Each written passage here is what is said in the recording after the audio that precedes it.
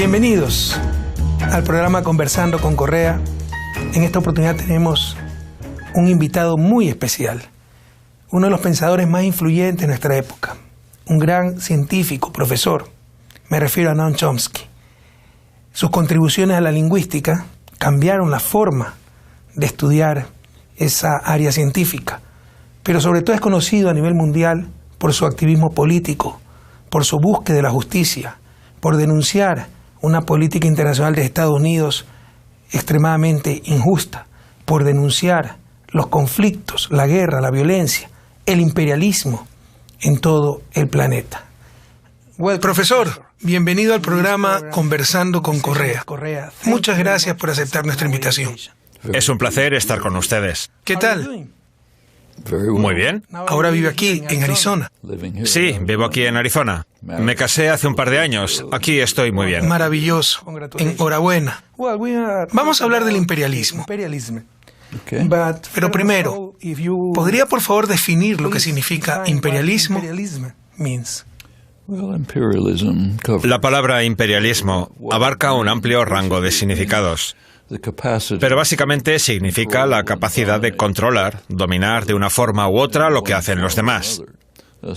A veces mediante violencia extrema, como la invasión de Irak. Otras veces mediante manipulaciones financieras. Por ejemplo, incentivando la fuga de capitales para imponer un programa de ajustes estructurales.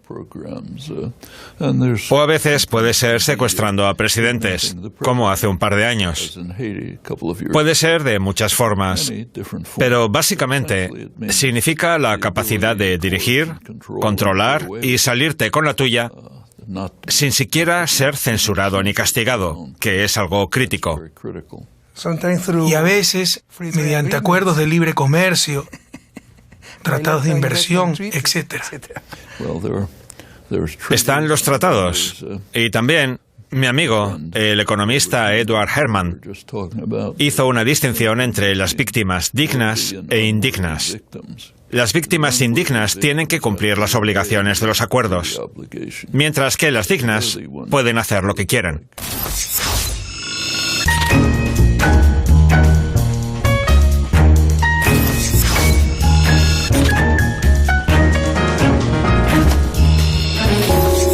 Profesor, el mundo, la política del siglo XXI, se caracteriza por el resurgimiento de Rusia y China, esta última como nueva potencia económica. ¿Seguirá Estados Unidos teniendo la hegemonía del orden mundial? Bueno, de hecho, si analizamos la época posterior a la Segunda Guerra Mundial, el periodo culminante del poder de Estados Unidos fue en 1945. En ese momento, poseían algo así como la mitad de la riqueza del planeta. Tenían un sistema de seguridad increíble. Controlaban todo el hemisferio occidental. Controlaban los dos océanos y las costas opuestas de esos océanos. Tenían un ejército incomparable, armas nucleares. Fue un grado de dominación del mundo sin precedentes en la historia. Pero empezó a erosionarse muy rápido.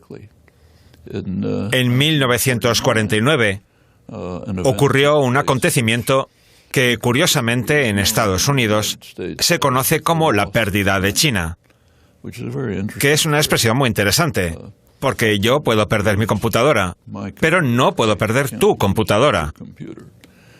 Sin embargo, la presuposición era: el mundo nos pertenece, y si alguien se independiza, es que lo hemos perdido. Y la pérdida de China tuvo un impacto enorme en los asuntos internos de Estados Unidos, llevando a la enorme represión conocida como macartismo y afectando muchísimo a la política exterior. Por ejemplo, cuando Kennedy estaba sopesando si incrementar el ataque por Vietnam del Sur o por toda Indochina, una de sus preocupaciones era que lo acusaran de perder Indochina, es decir, que no la controlaran. En general, si analizamos todo el periodo desde 1945 hasta el presente, el poder de Estados Unidos ha estado en constante declive. Pero hay otro factor que los economistas o científicos políticos muchas veces no toman en consideración. Y es que en el sistema internacional, el poder de Estados Unidos como entidad nacional ha disminuido. Pero, mientras tanto, el mundo ha cambiado con la globalización neoliberal. Y si miramos a quién pertenece el mundo, las corporaciones estadounidenses, las multinacionales con sede en Estados Unidos, controlan el 50% de la economía mundial. Son las primeras prácticamente en todas las esferas: manufacturas, finanzas, comercio, en todo. Entonces, mientras que el poder nacional ha disminuido en cierta medida, por otra parte, las atrocidades de ese poder económico y, por tanto, político, con base en Estados Unidos, sigue siendo enorme. Y, por supuesto, en términos militares, nadie ni siquiera se acerca a Estados Unidos. Se gastan en el ejército casi lo mismo que el resto del mundo en conjunto. Tecnológicamente es el ejército más avanzado. Tienen unas 800 o 900 bases militares por todo el mundo. Bueno, en Manta no, pero nunca olvidaré su comentario al respecto. Fue maravilloso. Porque Ecuador no tiene una base militar en Miami. Pero bueno, ningún país tiene nada ni remotamente parecido a lo que tiene Estados Unidos. Entonces, creo que China, indudablemente, es una economía en crecimiento dinámico y va a desempeñar un papel cada vez mayor en los asuntos internacionales. Sí, pero sigue siendo un país bastante pobre. Si consultamos el índice de desarrollo humano elaborado por la ONU, China está en el puesto 90, creo.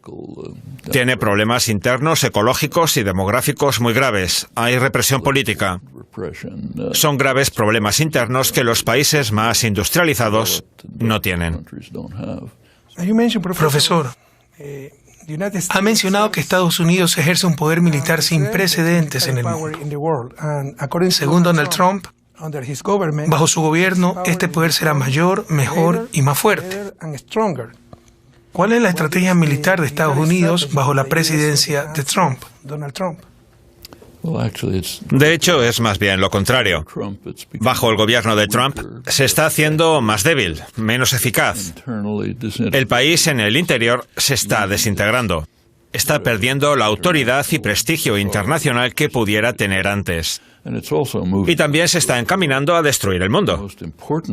La política más importante de la administración Trump es el acercarse a una verdadera crisis existencial. Me refiero al cambio climático. En este sentido, bajo el gobierno de Trump, Estados Unidos se ha separado del resto del mundo. Todos los demás países tienen al menos algún tipo de compromiso para enfrentarse a esta creciente e inminente crisis. Y solamente Estados Unidos, dirigido por Trump, abandonó estos esfuerzos. Además, está encaminándose agresivamente a aumentar la amenaza, a intensificarla concentrándose en extraer aún más combustibles fósiles. Ahora Estados Unidos está adelantando a Arabia Saudí, que es el mayor productor de combustibles fósiles del mundo. Y esto es algo devastador. Lo entiendo. Pero ¿cómo se podría obligar a Estados Unidos a firmar, por ejemplo, tratados ecológicos si tiene un poder militar tan grande? Está claro que Estados Unidos tiene la capacidad para destruirlo todo. Eso no se cuestiona. Pero al igual que el resto de las principales potencias nucleares, tenemos que entender que hemos llegado a un punto en el que una confrontación nuclear entre las mayores potencias básicamente acabará con la vida en el planeta. El primer ataque de una gran potencia nuclear destruirá al país que lo ha efectuado simplemente a causa de las consecuencias de un posible invierno nuclear que se extenderán a lo largo de décadas o tal vez siglos. Hace ya mucho tiempo que hemos alcanzado un nivel de destrucción que supera lo que podamos imaginar. Eso pasó hace tiempo y ahora mismo la cosa se está poniendo aún más peligrosa.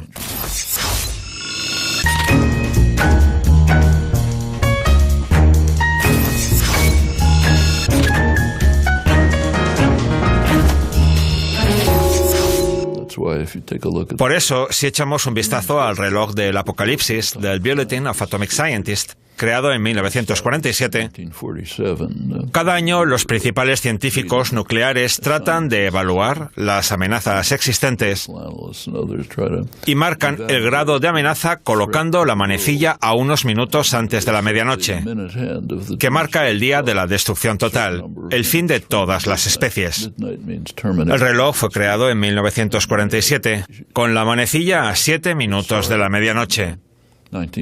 Desde aquel entonces, la amenaza ha crecido y una vez llegó a estar a 2 minutos de la medianoche. Eso fue en 1953, cuando Estados Unidos y más tarde la URSS explotaban el tema de una nueva arma nuclear, la bomba de hidrógeno, que podía destruirlo todo a una velocidad muy rápida.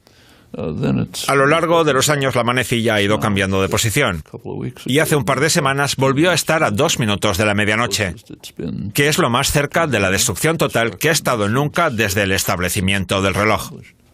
Muy interesante, profesor. El siglo XX fue el más sangriento en la historia mundial.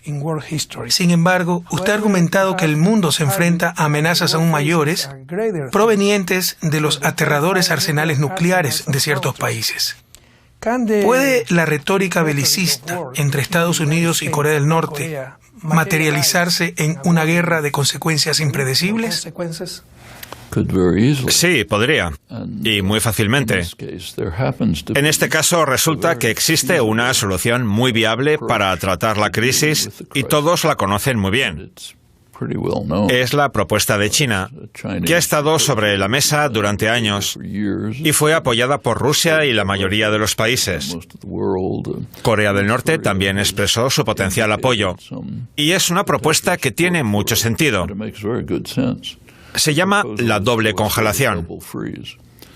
Corea del Norte congela el desarrollo de los misiles nucleares y Estados Unidos corta su constante amenaza, las maniobras militares cerca de la frontera norcoreana. Porque el avión estadounidense más avanzado, el B-52, que es un avión con capacidad nuclear, está constantemente sobrevolando la zona cerca de su frontera. Y es una amenaza muy seria. Ahora, volviendo a los tratados, hay un documento llamado Carta de la ONU que prohíbe ejercer amenaza o usar la fuerza. Repito, amenaza o uso de la fuerza. Y esto es una violación muy grave de la Carta. Es un crimen. Y lleva ocurriendo todo el tiempo. Si miramos la historia de Estados Unidos y Corea del Norte, es una amenaza muy significativa. Estados Unidos prácticamente arrasó el país en los años 50. Entonces, Estados Unidos tendría que detener esas amenazas y Corea del Norte congelaría el desarrollo de las armas nucleares. Eso podría crear un clima para las negociaciones que podría resolver el conflicto y la crisis de una manera sensible y constructiva. No importa lo que opinemos del gobierno norcoreano, como si pensamos que es el peor gobierno de la historia. El caso es que sabemos que está centrado en lograr un mayor desarrollo económico y ha tenido cierto éxito en eso, de hecho. Pero con todos los programas armamentísticos, la constante amenaza de conflicto o la enorme presión para contener la confrontación, tienen todas las razones para querer entrar en una especie de acuerdo que aliviaría la tensión y permitiría un desarrollo económico y un posible avance hacia la unificación. Si miramos la historia de las negociaciones, indican, contrariamente a lo que dice la propaganda, que hay muchas posibilidades. Profesor, el tema principal de nuestra conversación es el imperialismo. Pero hablemos de algunos problemas internos de Estados Unidos que son comunes al resto de la humanidad. Por ejemplo, la violencia, que es uno de los mayores problemas de la sociedad estadounidense. ¿Cómo se puede solucionar este problema? ¿Por qué no se hace lo evidente de establecer un control sobre las armas? Es un problema interno de Estados Unidos y es una verdadera patología cultural y social. El número de muertes a causa de las armas es 25 veces mayor que en cualquier otro país. De hecho, en cualquier país que no esté en guerra, como Siria. Y el índice es 25 veces mayor. Y se ha extendido mucho ni siquiera puedo llamarlo creencia. Es una especie de pasión, según la cual tenemos el derecho divino de portar un fusil de asalto a una cafetería si queremos ir a tomar un café. Pero, ¿de dónde ha salido eso? Se habla mucho de las obligaciones consagradas en la segunda enmienda de la Constitución. ¿Sabe cuándo empezó eso? En el 2008. No es algo que viene de la historia de Estados Unidos. O sea, que la segunda enmienda siempre ha estado ahí. Pero se convirtió en una especie de derecho divino después de la decisión del Tribunal Supremo del 2008 respecto al caso Washington, D.C. versus Heller, que fue una decisión muy curiosa no por sí sola, sino por la manera legal de la que fue tratado el caso. Fue una sentencia muy concreta respecto de un asunto muy concreto. Si miramos la segunda enmienda, dice que para tener una milicia bien regulada, los ciudadanos deben tener el derecho a portar armas. Y el debate era sobre si ese derecho a portar armas estaba condicionado por el establecimiento de la milicia bien regulada o si era un derecho individual independiente de la milicia. Ese era el debate. Y en el caso de la decisión tomada por el juez Scalia, primero tenemos que entender las intenciones de los respetados firmantes, los padres fundadores, los llamados originalistas, los autores, la gente que creó la ley. La decisión de Scalia era que es un derecho individual no condicionado por la existencia de la milicia. Después hubo un debate entre los letrados sobre si era correcto, pero eso era absolutamente irrelevante. Si volvemos a las intenciones de los fundadores, de los auténticos originalistas, ¿por qué querían que la gente tuviera armas? Muy simple, para matar a los indios y controlar a los esclavos. ¿Y por qué necesitaban a la milicia? Porque venían los británicos. ¿Y algo de eso sigue siendo relevante? Sí, eso tiene un significado histórico. ¿Pero acaso alguno de esos argumentos se pueden aplicar hoy? No. La segunda enmienda no tiene aplicabilidad alguna. Esas discusiones son totalmente irrelevantes y los hechos hablan por sí solos. Porque si nos preguntamos por qué los colonos necesitaban armas, es cierto que tenían que mantener el control sobre la población esclava en el sistema de esclavitud más cruel de toda la historia de la humanidad. Y tenían que expandirse por el continente y exterminar a la población. Para eso necesitaban las armas. Así que es una lección muy curiosa que nos enseña la segunda enmienda, si la leemos con atención. Pero lo que se discute es totalmente irrelevante, casi completamente irrelevante.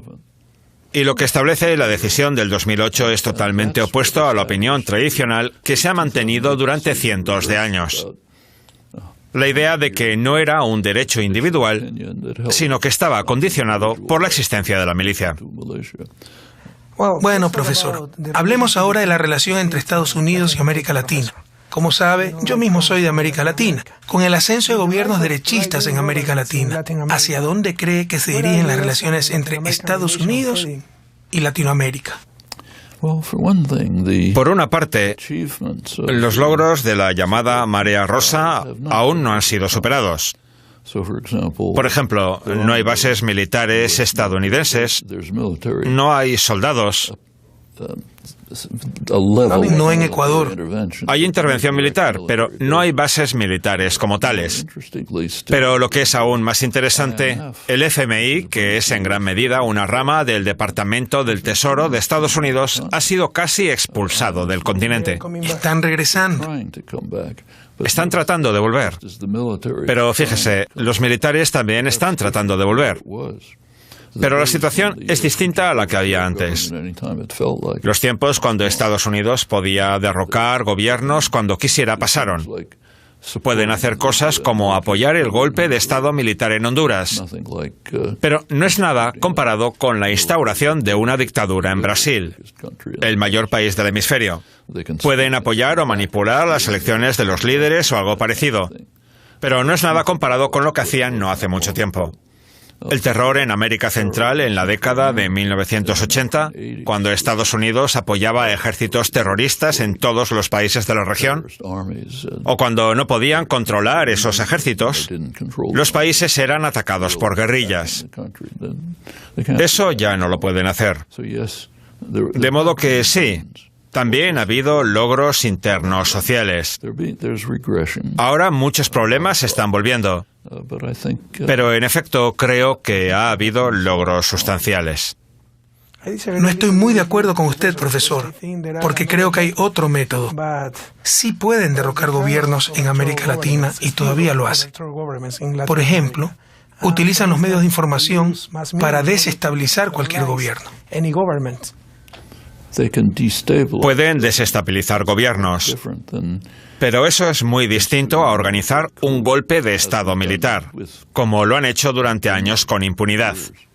Sin remontarnos mucho en la historia, desde el periodo posterior a la Segunda Guerra Mundial, cosas como el golpe de Estado en Guatemala, la plaga de represión que se extendió por toda América Latina a principios de los 60 y por América Central en los 80, eso ahora está fuera del alcance del poder de Estados Unidos.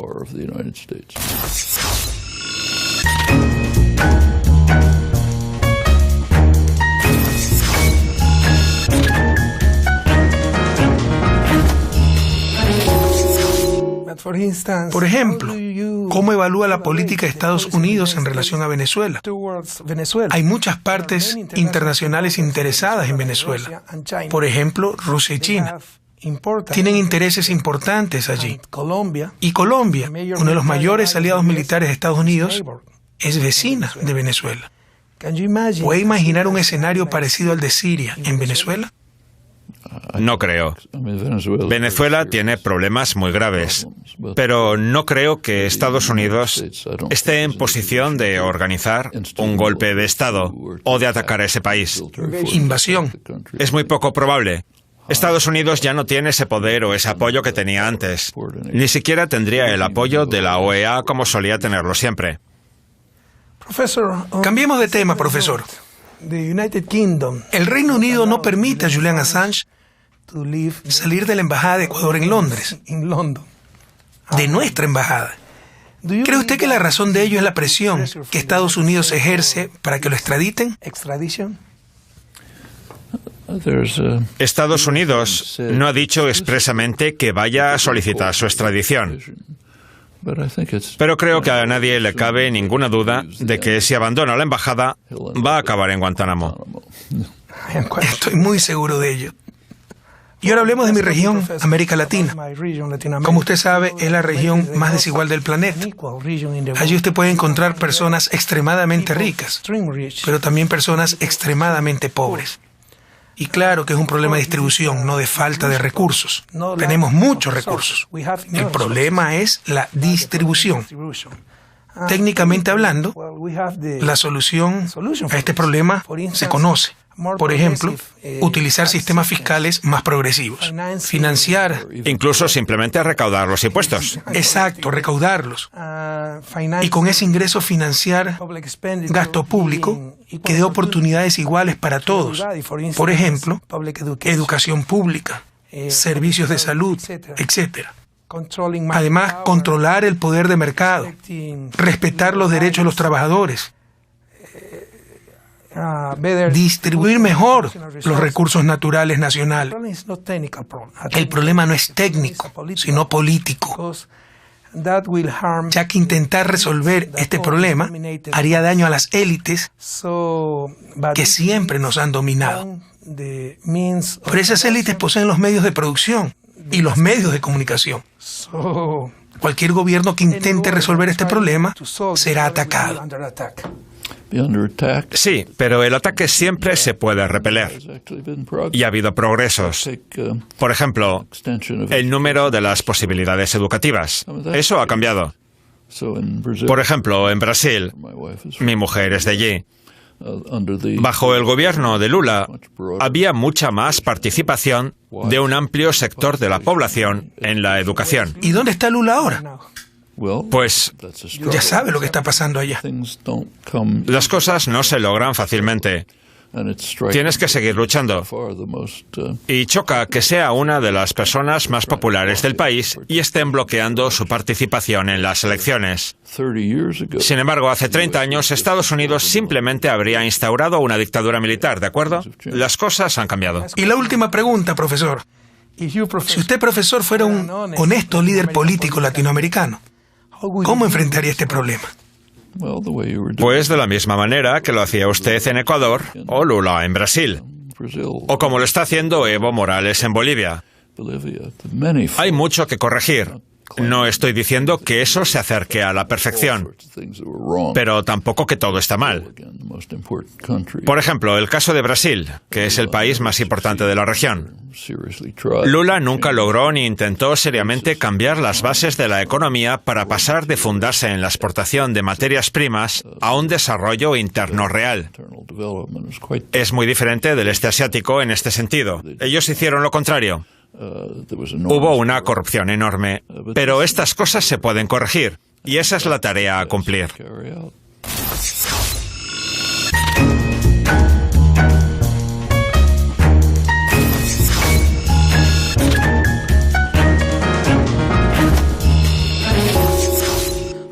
Muchas gracias, profesor.